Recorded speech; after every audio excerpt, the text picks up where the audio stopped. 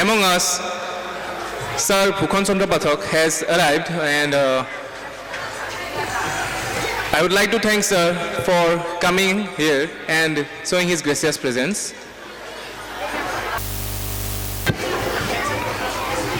Among Sir's busy schedule, he has taken out time and visited us in today's program. So I'm much glad and thankful to Sir.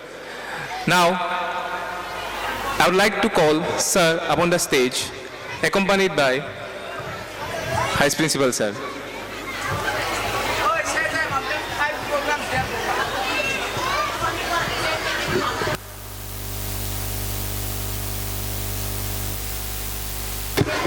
I would like to call Millie Ma'am upon the stage.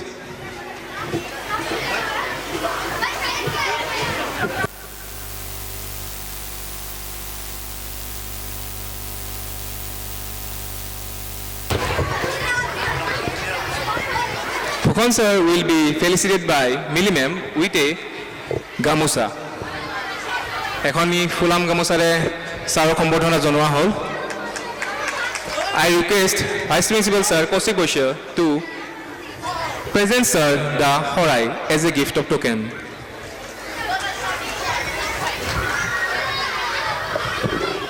Thank you, sir.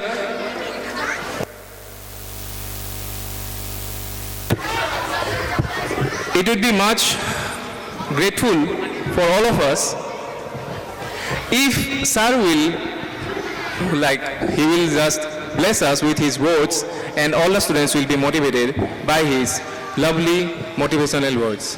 Sir, please, I'm handing over the mic to you. Thank you, sir.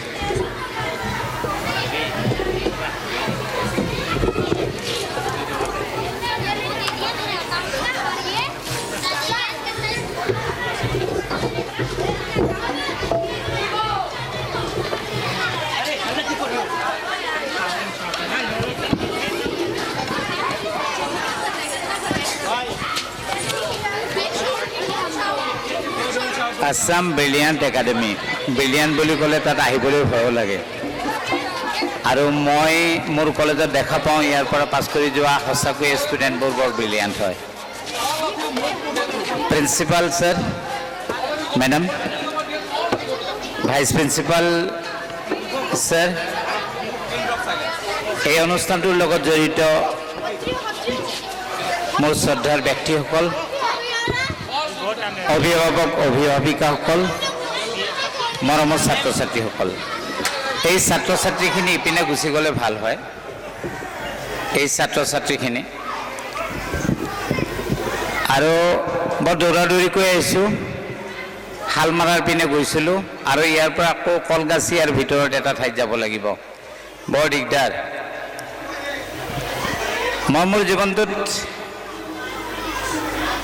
এটা কথা ক'ব বিচাৰোঁ ছাত্ৰ ছাত্ৰীসকলক যে হিন্দীত এটি শায়ৰী আছে শায়ৰীটো এইটোৱে কি জিন্দগী ইয়াৰ অভিভাৱক বিশেষকৈ অভিভাৱিকাবিলাকে কাইণ্ডলি শুনিব দিয়ক কিয়নো সেইটো অন্ততঃ আপোনালোকৰ ল'ৰা ছোৱালীক দিব পাৰিব जिंदगी वो नहीं जो हमें मिलती है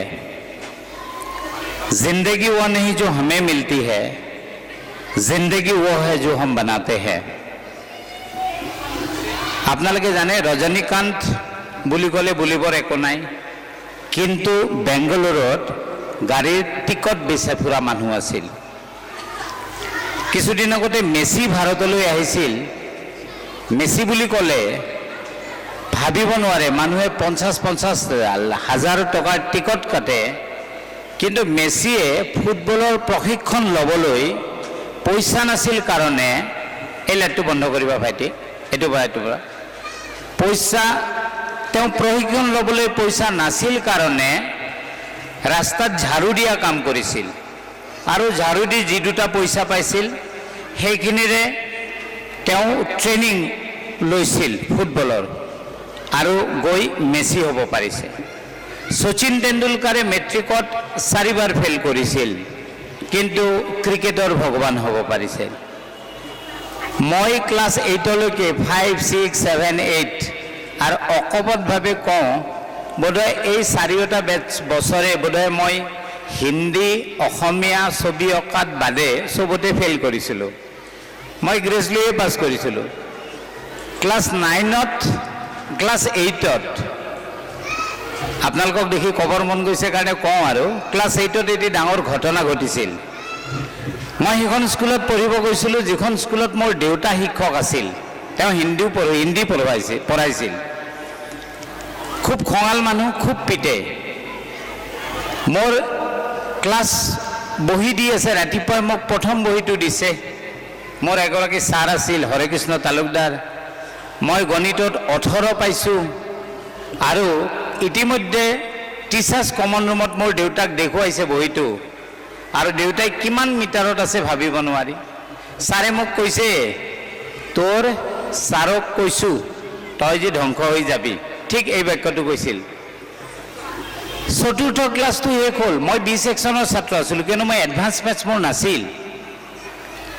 4ৰ্থ ক্লাছটো শেষ হোৱাৰ লগে লগে এ ছেকশ্যনৰ ব্ৰিলিয়াণ্ট ষ্টুডেণ্টবিলাকে দৌৰি আহিছিল বি ছেকশ্যনলৈ আৰু আহি কৈছিল 5th ক্লাছটো আমাৰ আছে এছামিছৰ, আৰু কৈছিল আমাৰ কেইটামান যাৰ নেকি অলপ হাতৰ আখৰ ভাল সুধিছিল, তোৰ পৰীক্ষা কেনে হৈছে, তোৰ পৰীক্ষা তেনে, তোৰ পৰীক্ষা। মই বোলো 18 পাই থৈছোঁ, মোক নামাতবি, মোৰ এনেই মিটাৰত আছোঁ, মই আজি পিটিব। তাৰপিছত কেইজনমানে কৈছে মোৰ বেয়া হোৱা নাই আমাৰ বি ছেকশ্যনৰ মাজৰ পৰা। আচলতে কথাটো এইটো আছিল যে মোৰ গাঁৱৰে অচ্যুত দাস বোলা শিক্ষকগৰাকীয়ে বহি চাইছিল, এ ছেকশ্যনত 56 হাইয়েষ্ট মাৰ্কছ উঠিছিল, আৰু তেওঁক যেতিয়া সেই ব্ৰিলিয়াণ্ট ষ্টুডেণ্টবিলাকে সুধিছিল হাইয়েষ্ট নম্বৰ কিমান, তেখেতে কৈছিল 57। তাৰমানে এ ছেকশ্যনত নাই। জিৰণিৰ পিছত আহিলোঁ, পৰীক্ষাত বহীটো জমা দিলে, ছাৰে আমাক দিলে, আৰু লাকিলি মই সিদিনা 57 মাৰ্কছ পাইছিলোঁ। মোক সিদিনা দেউতাই মাৰা নাছিল। দেউতাই কৈছিল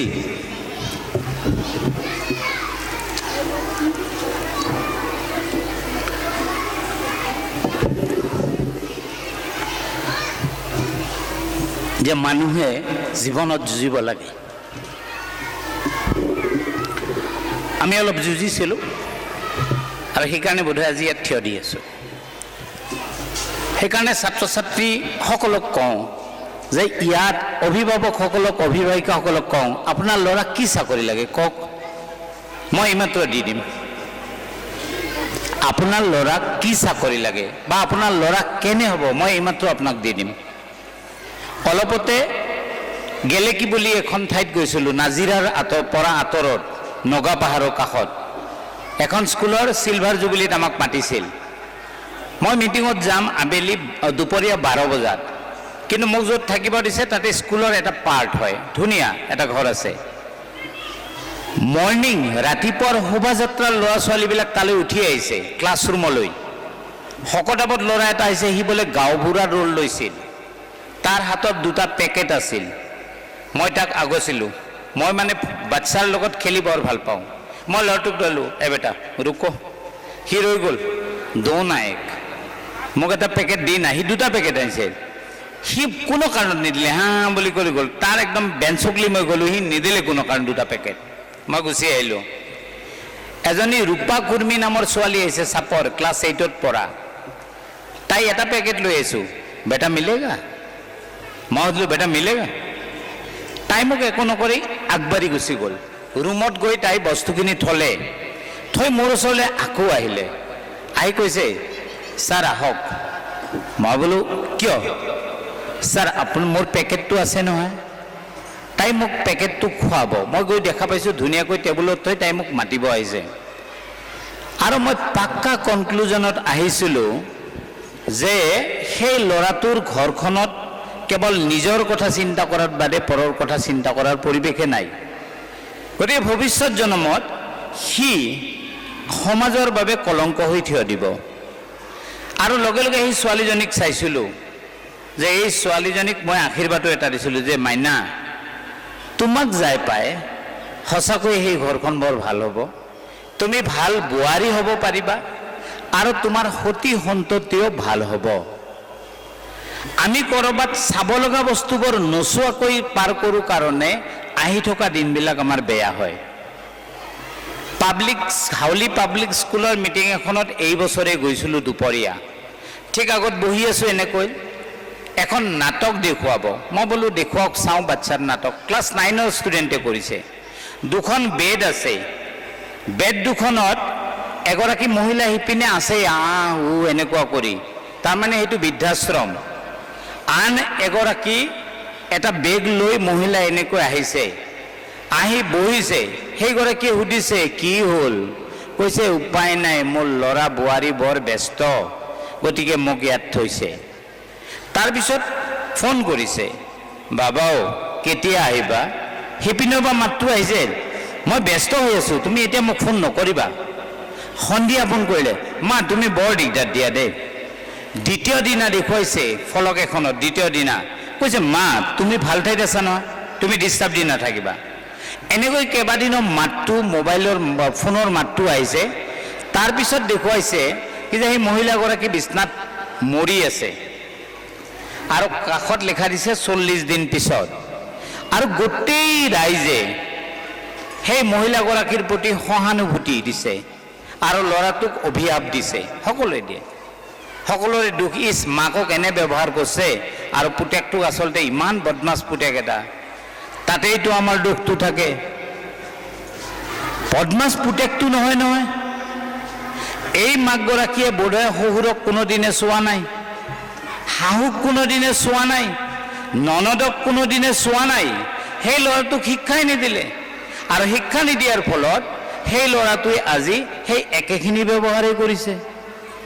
মোৰো ল'ৰা এটি আছে, মোৰ ল'ৰাটোৱে মোক চায়নে মোক নাচায় সেইখিনি মোৰ ওপৰত নিৰ্ভৰ কৰিব। মই যদি তাক শিকাব পাৰিছোঁ জীৱনৰ পাঠ। গ্ৰীক দাৰ্শনিক প্লেটৰ পিছতেই এৰিষ্টটল আহিছিল। এৰিষ্টটলে এষাৰ বৰ গুৰুত্বপূৰ্ণ কথা কৈছিল, সেইষাৰ কথা আমি প্ৰত্যেকেই শুনাৰ বৰ প্ৰয়োজন আছে। তেখেতক সুধিছিল আপুনি কি শিকালে জীৱনত, কি কি শিকালে? তেখেতে কৈছে মই একো শিকোৱা নাই।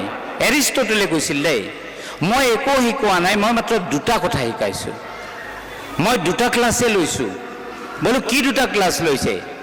যে মই ল'ৰা ছোৱালীবিলাকক জীৱনৰ বিষয়ে শিকাইছোঁ আৰু জগতৰ বিষয়ে শিকাইছোঁ।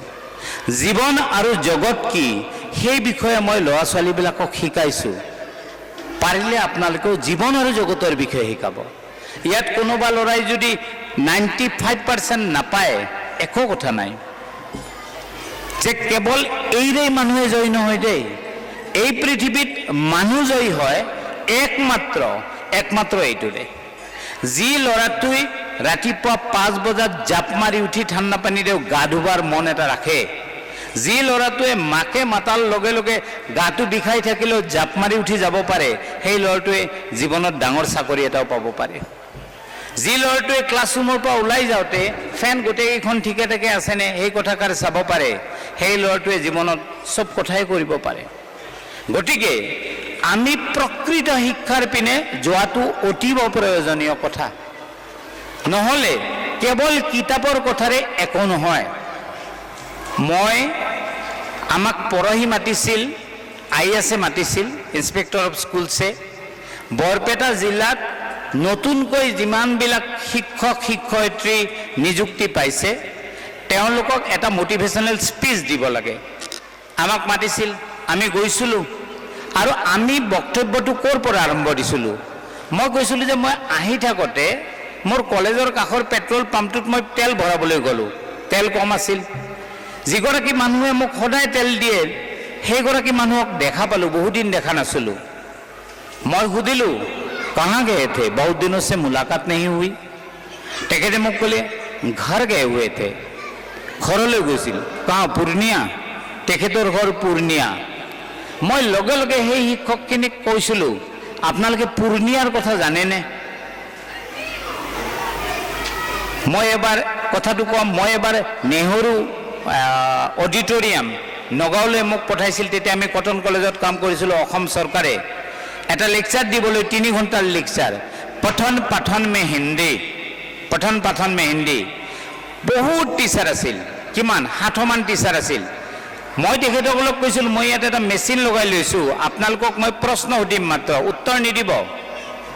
মই সুধিছিলোঁ 1960 के बाद के 4 हिंदी साहित्यकारों का नाम बताइए। और द्वितीयते सुधिছিলোঁ हिंदी में प्रचलित 4 साहित्यिक सांस्कृतिक पत्रिकाओं का नाम बताइए। मैं कहूँ एन्सार निदिब क्यों मोर एटा मेसिन आछे मेसिनत धापधूप एन्सार बिलाक आहि आछे। और यही सबसे बड़ी विडम्बना है आमी पढ़िब लगা কথাবিলাক আমি নপঢ়ো।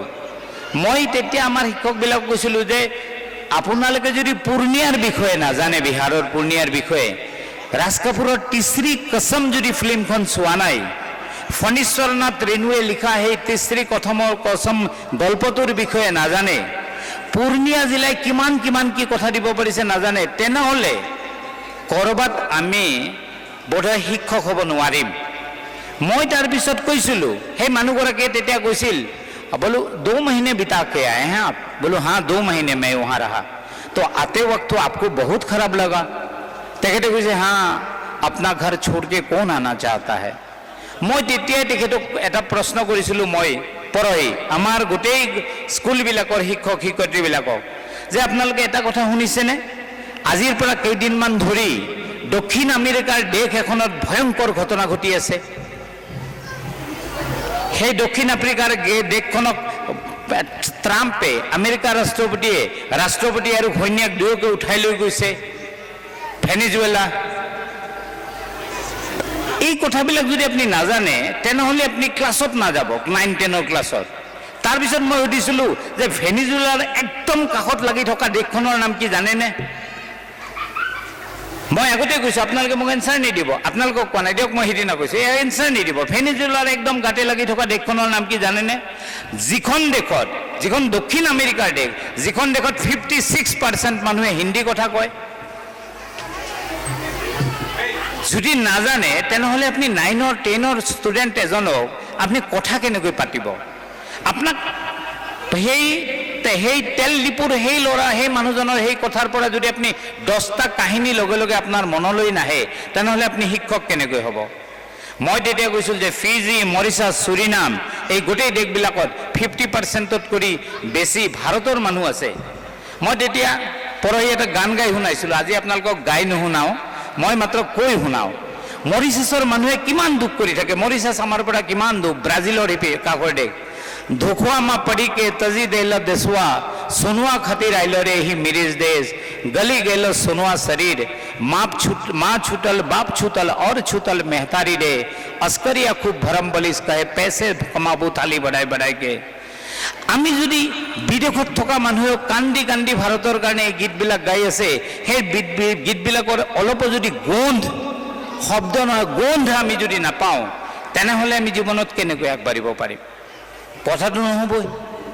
গতিকে আমি যেতিয়া পঢ়িম আমাৰ ল'ৰা ছোৱালীবিলাকে যেতিয়া পঢ়িব আপোনালোকক কৈছোঁ গাৰ্জেনসকলক প্লিজ কিতাপ পঢ়িব দিব। কিতাপ মানে কিন্তু এইটো ভুলকৈ নুবুজিব যে মোৰ এই চিলেবাছৰ কিতাপখিনি পঢ়ি আছে নাই নপঢ়াব আৰু বহুত পঢ়াব।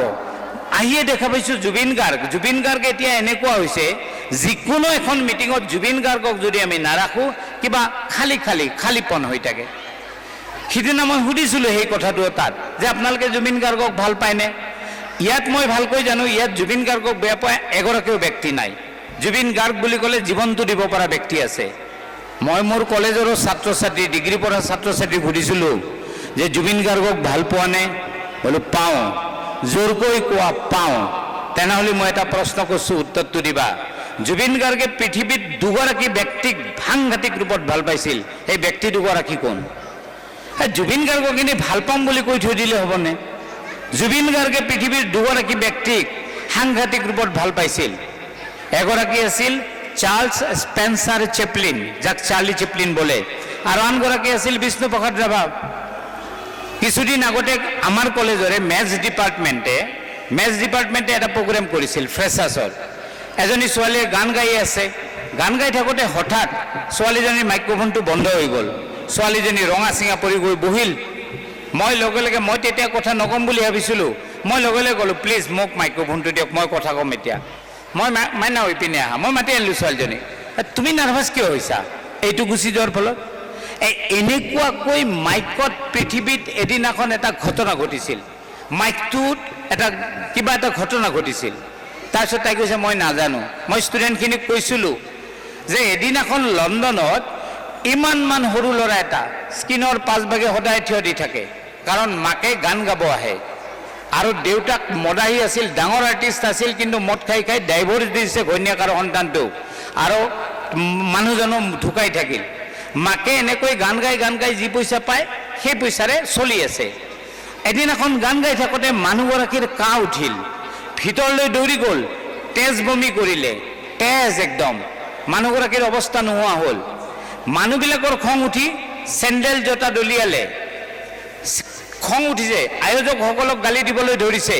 ঠিক তেতিয়াই সেই ক্লাছ অনলি 7 years old ল'ৰাটোৱে লাহে লাহে ধুনীয়াকৈ পজ দি ষ্টেজত আহি চেণ্ডেলবিলাক বুটলিবলৈ ধৰিছিল। অলপমান পিছত মানুহবিলাকে চেণ্ডেল দলিয়া বাদ দিলে। ল'ৰাটোৰ পজ দেখি ইমান ভাল পালে যে তাত পইচা দিবলৈ ধৰিলে। পইচাবিলাকো বহুত ষ্টাইলত বুটলিবলৈ ধৰিলে। মানুহবিলাকৰ ভাল লাগি গ'ল। আয়োজকক ক'লেগৈ যে মহিলাগৰাকী আহিব নালাগে, এই ল'ৰাটোক ইয়াত থাকিবলৈ দিয়ক। वो कहानी स्टार्ट हो गई। वे और कोई नहीं थे, চাৰ্লি চেপলিন थे। সেইজনেই চাৰ্লি চেপলিন আছিল। গতিকে আমাৰ ল'ৰা ছোৱালীয়ে জুবিন গাৰ্গক ভাল পাব আৰু চাৰ্লি চেপলিনৰ কাহিনী নাজানিব। চাৰ্লি চেপলিনৰ সাংঘাতিক এটা কথা জীৱনৰ শেষ বৰ্ষতো কৈ গৈছিল। এদিনাখন বাৰাণ্ডাত এনেকৈ থিয় দি আছিল চাৰ্লি চেপলিনে, কাষত মাক আছিল, সন্মুখেৰে ছাগলী এটা দৌৰি গৈ আছিল আৰু 3জন মানুহে খেদি গৈ আছিল। ছাগলীটো বহুত জোৰেৰে দৌৰিছে। চাৰ্লি চেপলিনে বিৰাট ফূৰ্তি পাইছে, আনন্দ। মাকক কৈছে, মা মই বহুত মজা পালোঁ। অলপমান পিছতে দেখে সেই 3জন মানুহে কাণত ধৰি গলত ধৰি টানি টানি আনি আছে ছাগলীটোক। ছাগলীটোৱে খুব কান্দিছে। তেতিয়া মাকক সুধিলে, মা এই ছাগলীটোৱেতো অলপ আগত ফূৰ্তিত দৌৰিছিল, এতিয়া কিয় কান্দিছে? তেতিয়া কৈছিল, কচাই এই 3জনে কাটিব ছাগলীটোক। কাহানী শুৰু। চাৰ্লি চেপলিনে মৰাৰ আগমুহূৰ্ততো কৈছে যে মোৰ সেই ছাগলীৰ কাহিনীটোক মই ওৰেটো জীৱনে মোৰ পিঠিত নহয় মোৰ বুকুত লৈ ফুৰিলোঁ, আৰু সেই কাহিনীটোৰ দ্বাৰাই মই প্ৰভাৱিত হৈ হৈ হৈ হৈ আজিৰ চাৰ্লি চেপলিন হ'ব পাৰিছোঁ। গতিকে জীৱনটোত সেইকাৰণে আপোনালোকৰ ল'ৰা ছোৱালীবিলাকক সদায় চাব ল'ৰাটোৱে কিয় এনেকুৱা কৰি আছে, ল'ৰাটোৱে কি ধৰণত আছে, ল'ৰাটোৱে আপোনাৰ লগত শুব বিচাৰিছেনে বেচা নাই, ল'ৰাটোৱে চব কথাবিলাক ঠিকে ঠাকে আছেনে নাই।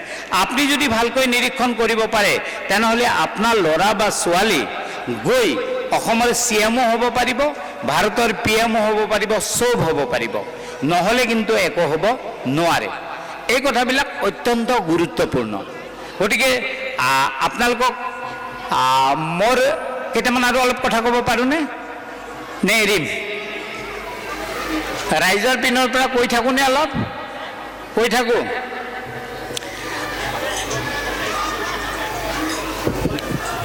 আপোনালোকে জানে আচলতে ডাঙৰ মানুহক পঢ়িব দিব দিয়ক। ডাঙৰ মানুহক কিয় পঢ়িব দিব? বীৰেন দত্ত ছাৰৰ আমি গীত শুনো নহয়, মানে বীৰেন দত্ত ছাৰৰ গীত। বীৰেন দত্ত ছাৰে এদিনাখন ৰাতিপুৱা উঠি শিলপুখুৰীত ঘৰটো ৰাতিপুৱা শুই উঠি দেখা পায় ৰাতি বিৰাট বৰষুণ গৈছে, ধুমুহা গৈছে। তেওঁৰে গছ এডাল ঘৰটোৰ ওপৰত পৰিছে। তেওঁৰ বেয়া লাগিল, ঘৰটোৰ ওপৰত টিংপাতখিনি বেকা হৈ গৈছে, নষ্ট হৈ গ'ল। লগে লগে তেওঁ শিলপুখুৰীৰ চকুলৈ গৈ এটা লেবাৰ লৈ আহিল। লেবাৰটোক আনি ক'লে, গছডাল কাটা। লেবাৰটোৱে ঘৰটোৰ ওপৰলৈ উঠি গ'ল। ঘৰটোৰ ওপৰলৈ গৈ লেবাৰটোৱে ক'লে, ছাৰ ইয়াতে এটা বাঁহ আছে, চৰাইৰ বাঁহ। বোলো চৰাইৰ বাঁহ কি হ'ল? বোলো চৰাইৰ বাঁহটো কপৌ চৰাইৰ বাঁহ আৰু পোৱালি এটা আছে। বীৰেন একদম সৰু পোৱালি। বীৰেন দত্ত ছাৰে কৈছে, তুমি নামি আহা। নামি আহি কৈছে যে তোমাক মই অলপমান পইচা দিওঁ, তুমি গুচি যোৱা। আৰু মানুহজনে কাম কৰিবলৈ অহা মানুহজনে গুচি গ'ল, তাক এটা পইচা দিছে। আৰু বীৰেন দত্ত ছাৰে সদায় সেই বাঁহটো চাই আছিল, কেতিয়া সেই চৰাইটো উৰি গুচি যায়, আৰু চৰাইটো উৰি যোৱালৈকে ৰখি আছিল।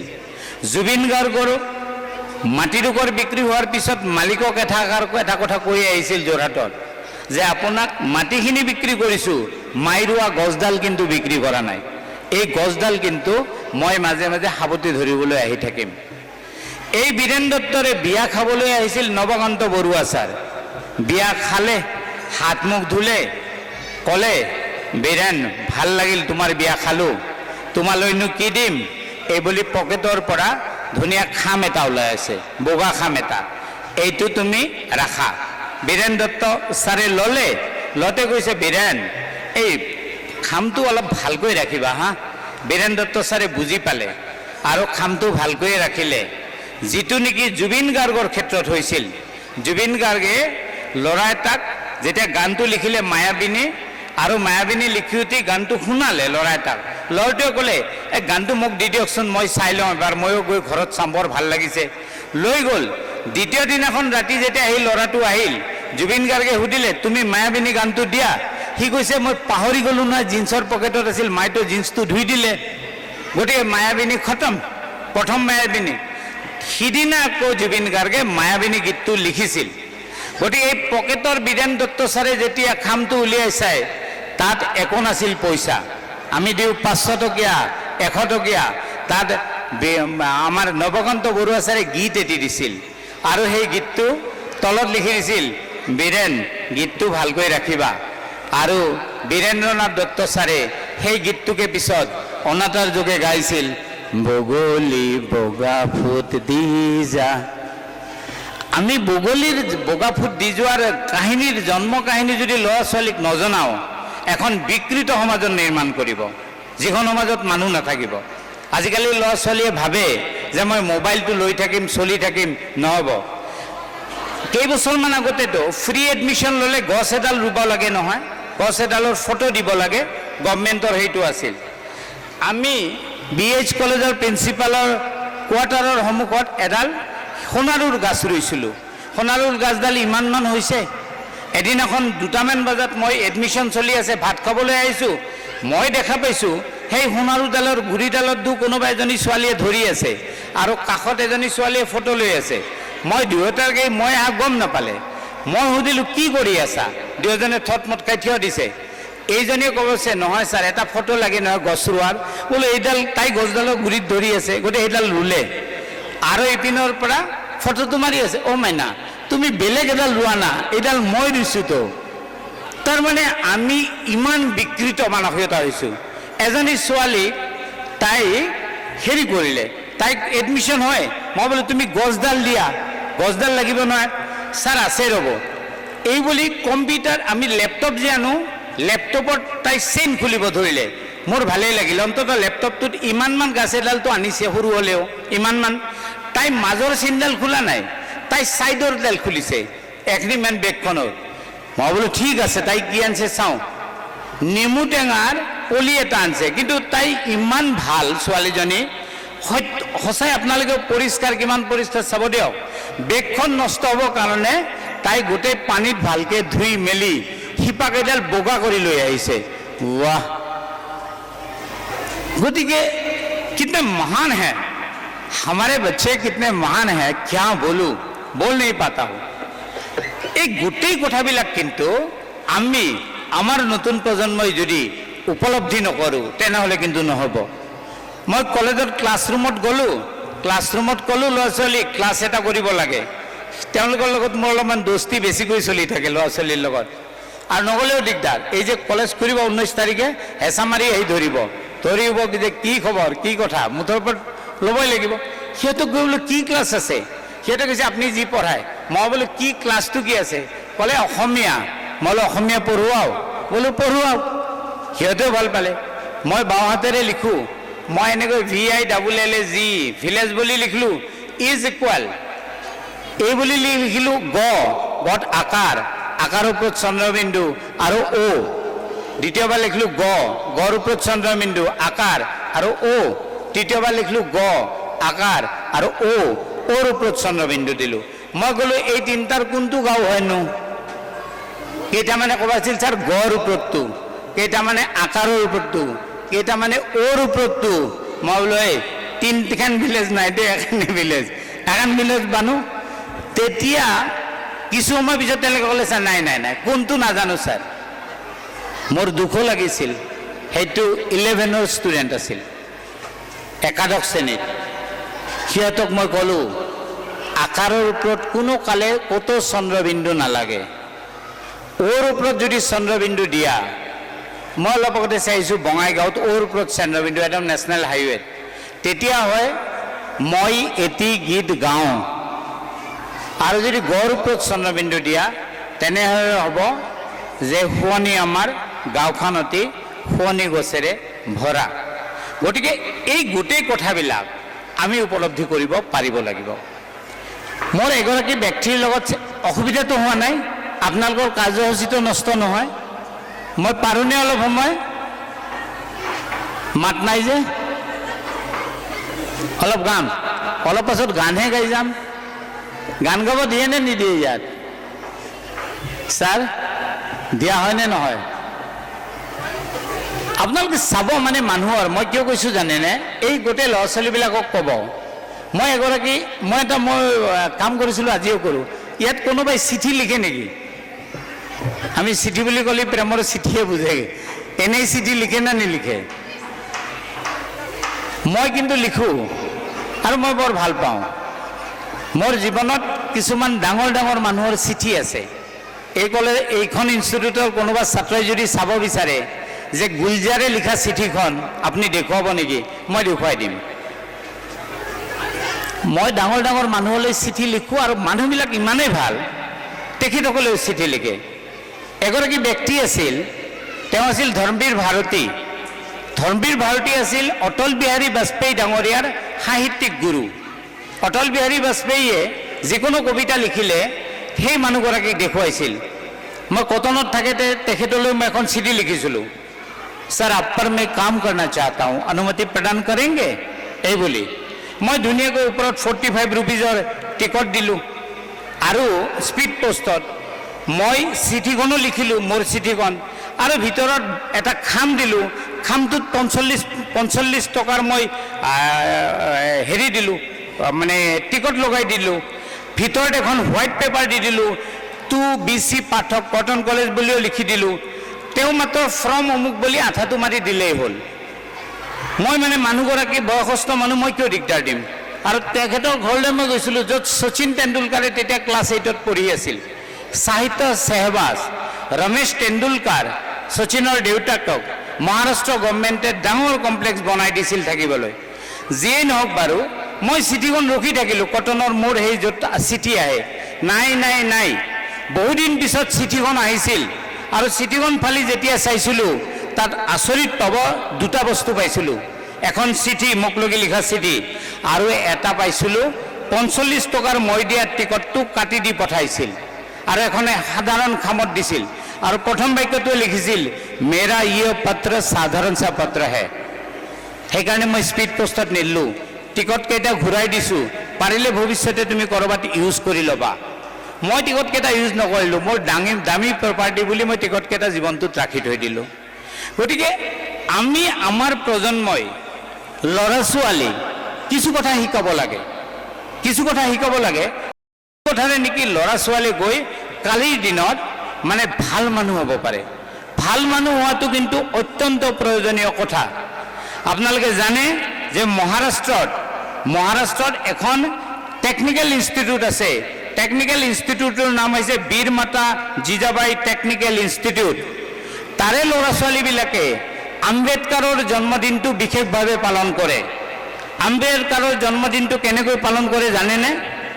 আম্বেদকাৰে তাৰে মহাৰাষ্ট্ৰৰ সেই সময়ৰ ৰজা আছিল, মহাৰাষ্ট্ৰৰ ৰজা এজনে আম্বেদকাৰক আমেৰিকালৈ পঠাইছিল, পইচা দি পঠাইছিল যে তুমি পঢ়ি আহা। আৰু আম্বেদকাৰে যিহেতু তাত গৈছিল, তেওঁ ভাবিছিল মোক ৰজা এজনে পইচা দি পঠাইছে, গতিকে মই নষ্ট কৰিব নোৱাৰোঁ। 18 ঘণ্টা কৰি লাইব্ৰেৰীত কিতাপ পঢ়িছিল। গতিকে জিজাবাই বীৰ মাতা ইনষ্টিটিউটৰ ষ্টুডেণ্টবিলাকে আম্বেদকাৰৰ জন্মদিনটো তেওঁলোকে লাইব্ৰেৰীত 18 ঘণ্টা কিতাপ পঢ়ি কটায়। তাৰমানে আমি কেৱল ফটোত মালা দি, ফটোত পুষ্পাঞ্জলি দি একো কাম নকৰাকৈ কৰা মানুহে কিন্তু একো কৰিব নোৱাৰে। যেনেকৈ জুবিন গাৰ্গে এটা বৰ ডাঙৰ কথা কৈছিল যে গামোচাই জাতিক নবচাই যদি কিতাপ নপঢ়ে। আমি আমাৰ কলেজত দেখা পাওঁ যে কিতাপ ষ্টুডেণ্টক সুধো তুমি কোন এই বছৰত পঢ়া এখন কিতাপৰ নাম কোৱা, ক'ব নোৱাৰে। আমাৰ এই আপোনালোকৰ ল'ৰা ছোৱালীবিলাকক 31ৰ ৰাতি 12:30 যে 12 বজাত যে চিঞৰি চিঞৰি কেক কাটিছে, সেই মুহূৰ্তত আপোনালোকে সুধিব কাইণ্ডলি যে অহা বছৰত তোমাৰ প্লেন কি? তুমি কেইখন কিতাপ পঢ়িম বুলি ভাবিছা? তুমি কি নাখাম বুলি ভাবিছা, কি খাম বুলি ভাবিছা? এইটোহে আচলতে নতুনত্ব আনে, নহ'লেতো ৰাতিপুৱাটো একে ৰাতিপুৱাই হয়। মই এইবাৰ সিদ্ধান্ত লৈছোঁ মই গাখীৰ দিয়া চাহ নাখাওঁ, গতিকে খোৱা নাই আজিলৈকে। তাৰে আগৰ মই এটা শপত লৈছিলোঁ মই তামোল নাখাওঁ, বাদ দিছোঁ। তাৰে আগৰ বছৰ মই কৰিছিলোঁ যে নহয় মই মাংস নাখাওঁ, মাংস খাবলৈ বাদ দিছোঁ। গতিকে এই কথাবিলাক কিন্তু অত্যন্ত প্ৰয়োজনীয় কথা।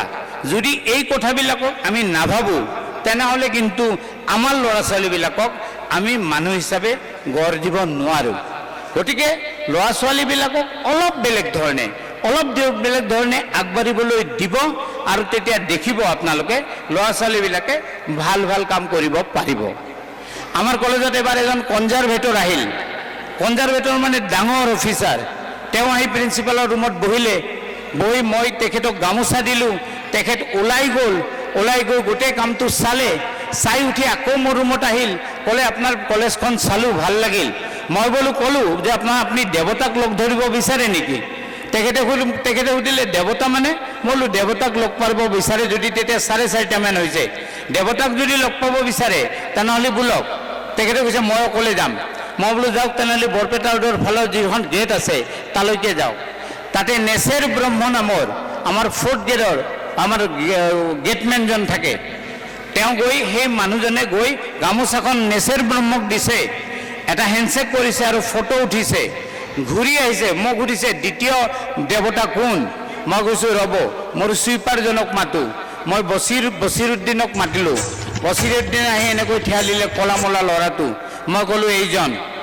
তেখেতক ক'লোঁ আপোনাক গামোচা এখন লাগে নহয়? বোলো মই দিলোঁ গামোচাখন। তেওঁ গামোচাখন পিন্ধালে, বছিৰ গুচি গ'ল। তেওঁক মই সুধিলোঁ আপুনি মোক কিবা ক'ব নেকি? তেখেতে কৈছে মই একো নুসুধোঁ আপোনাক। মই তেতিয়া কৈছোঁ বোলো ৰ'ব মোৰ তেতিয়া আপোনাক ক'ব লগা আছে। বোলো কি? যেনেকৈ ধৰ্মৰাজ যুধিষ্ঠিৰে কুকুৰটোক স্বৰ্গলৈ লৈ গৈছিল, মোক যদি কোনোবাই কয় এই কলেজৰ পৰা কাৰোবাক দুজনক লৈ যাওকচোন, মই বছিৰুদ্দিন আৰু নেচেৰ ব্ৰহ্মক মই লগত লৈ গুচি যাম। কাৰণ আপোনালোকে ল'ৰা ছোৱালীবিলাকক শিকাব মানুহক পঢ়িবলৈ। মানুহক পঢ়াটো বৰ ডাঙৰ কথা। पढ़ना है तो इंसान को पढ़ने का हुनर सीख, पढ़ना है तो इंसान को पढ़ने का हुनर सीख, क्योंकि हर चेहरे पे लिखा है किताबों से ज़्यादा। আপোনালোকে যদি মোক প্ৰত্যেকজন ষ্টুডেণ্টকে ইয়ালৈ আহিবলৈ দিয়ে, এক মিনিট যদি মোক ৰাখিবলৈ দিয়ে, মই ল'ৰাজনক কৈ দিব পাৰিম আপোনাৰ ল'ৰাজনে কি চাকৰি পায়। যৌতিকী হোৱাৰ প্ৰয়োজন নাই।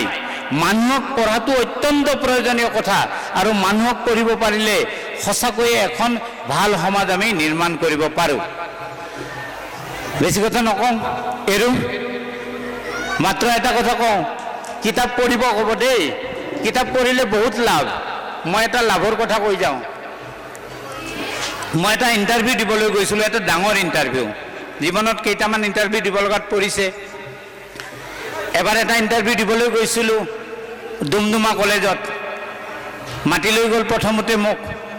কটনত মই 3Fত আছিলোঁ, তাত গৈছোঁ। তেখেতে কৈছে মোৰ হেৰিজনে প্ৰিন্সিপালে কৈছে আপুনি কটনৰ পৰা আহিব। বোলো পাৰ্মানেণ্ট হোৱা নাই, মই যাব লাগিব। তাৰপিছত তেওঁ কিবা কিবি সোধাৰ পিছত এক্সপাৰ্টক দিলে। তেওঁ সুধিলে পাঠক জি बोलिए हिंदी के पुराने कवि का नाम बताइए। मैं ক'লো सरहपा। সাধাৰণতে ল'ৰা ছোৱালীয়ে নপঢ়া এজন কবি सरहपा।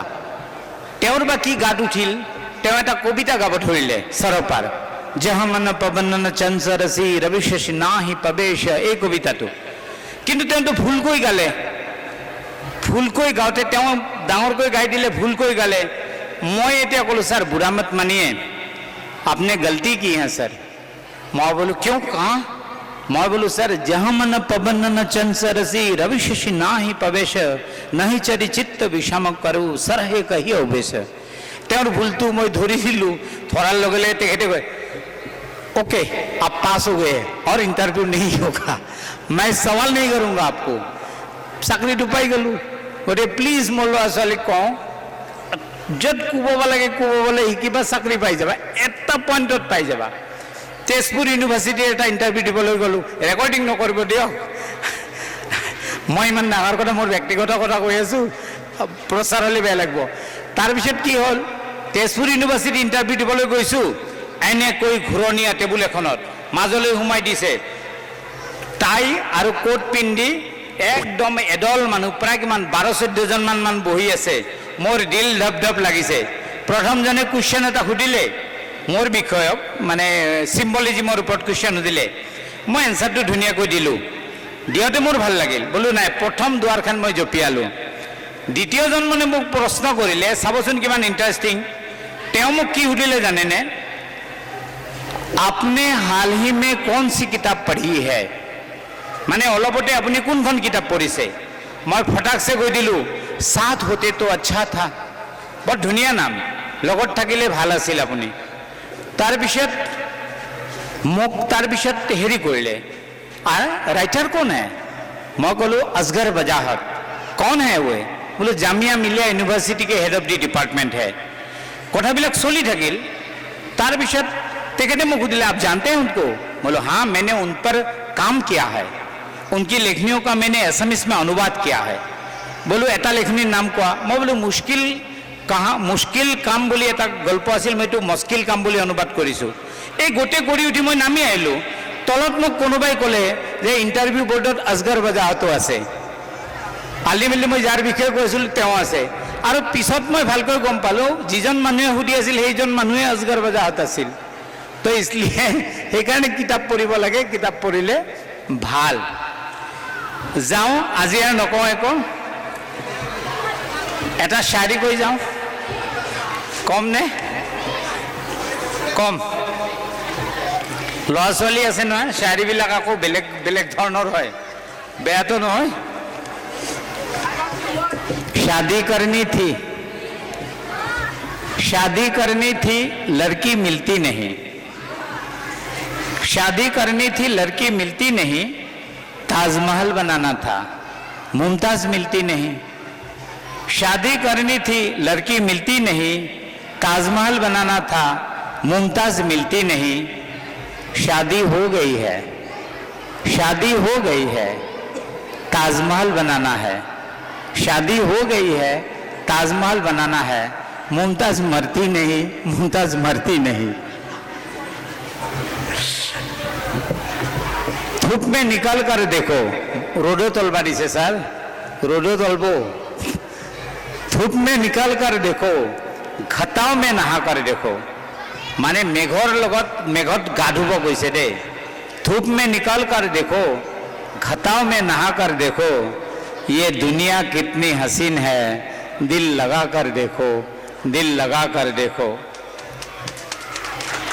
एक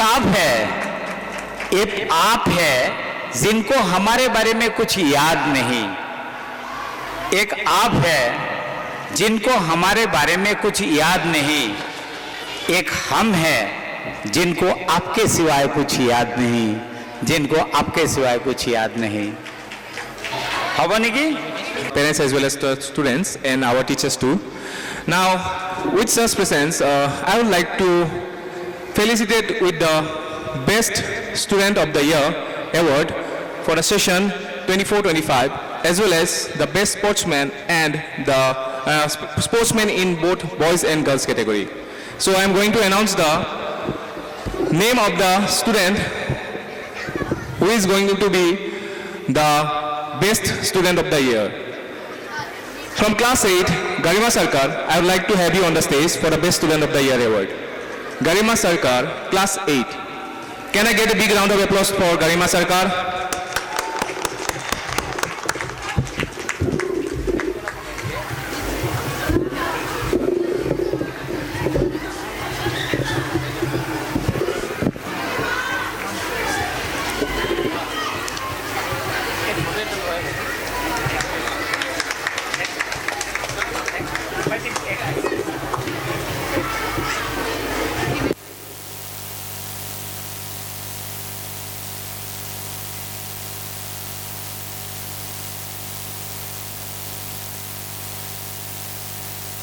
I would like to announce the student for the Best Sportsperson Boy, male, and that is Irfan Habib Bhuya from class 9. Irfan Habib Bhuya from class 9. Can I get a big round of applause for Irfan?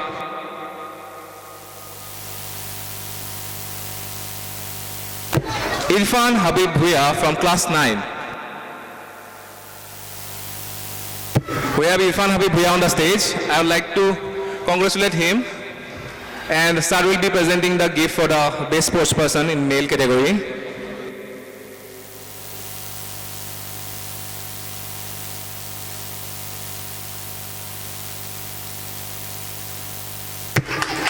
Heartiest congratulations, Irfan. Lastly, the best sports person for female category, I would like to call Ritika Saha on the stage. Class 9, Ritika Saha. Ritika Saha, class 9.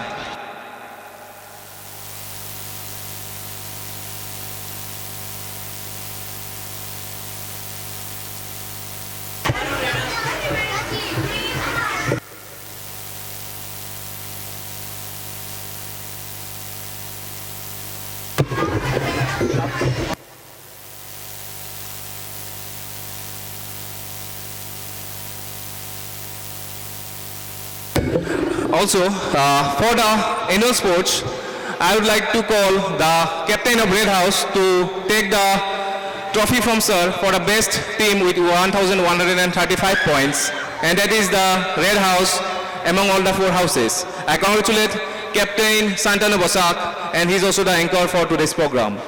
Congratulations, Santanu. He's from class 9.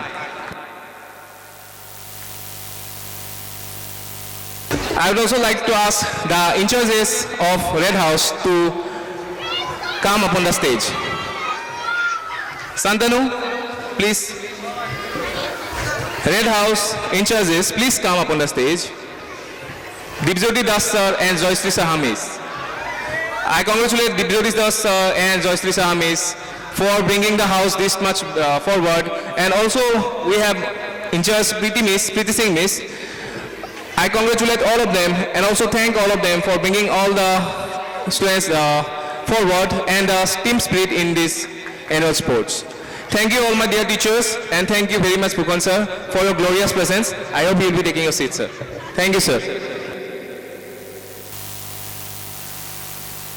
Now, after the distribution of these prizes, I would like to ask the dancers from class 8 who will be performing a Satriya dance and will be generally growing our today's program.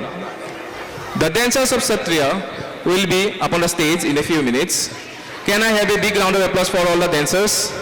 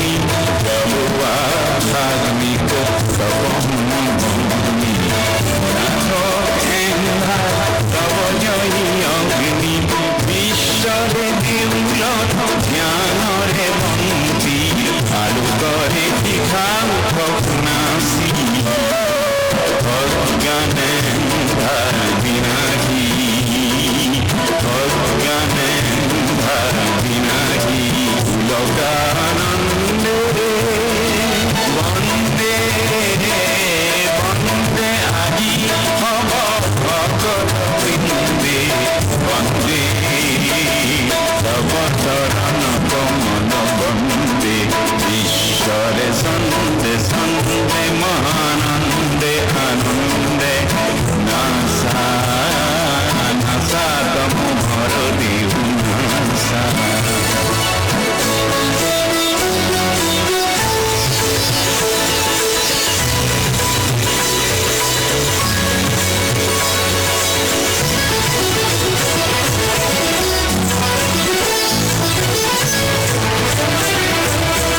সোনার তালে তালে পুষ্পিত বনানি সেবে সেবে হালে জালে বিকশিত ফুলনি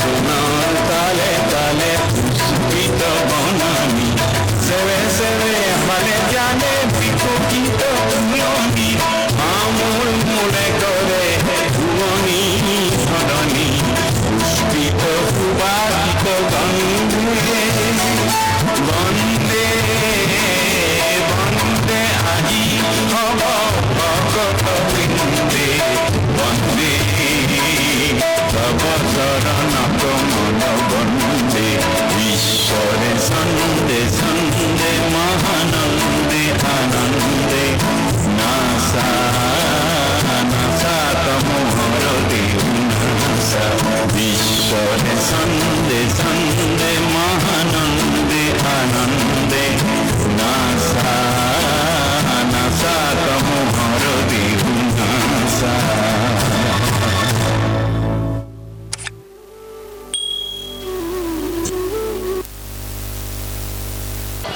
Thank you, Class 8 girls, for your magnificent performance.